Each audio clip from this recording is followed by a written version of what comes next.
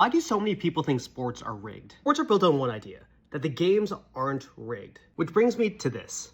This week, the NFL announced that it now owns 10% of ESPN, and ESPN will run NFL Network. And that's a big shift because ESPN used to be the journalism outlet that kept the NFL most accountable. For full transparency, I used to work at ESPN. I was laid off in 2023. The journalism outlet that used to investigate the NFL is now partially owned by them. ESPN has also licensed its name to a sports book. So the NFL now owns part of a media company that promotes gambling on its own games. And according to the agreement that ESPN made with the company that's running their sportsbook, the more money that sportsbook makes, the more opportunities ESPN has to own stock in the gambling company. Which means the more money you lose betting on football, the more money the NFL and ESPN makes. That's just the business model now. When the league owns the outlet that's supposed to hold it accountable, it's not journalism anymore, it's PR. This is feeding into the lack of trust that surrounds sports right now.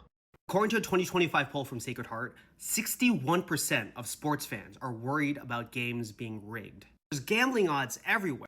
The most famous athletes in the world are promoting it. And now you can even place a bet on sports inside the stadium or arena. And we're starting to see more cracks in the system. The NBA banned Jonte Porter last year for betting on NBA games. And right now, MLB is investigating 2 pitchers for potentially betting on baseball.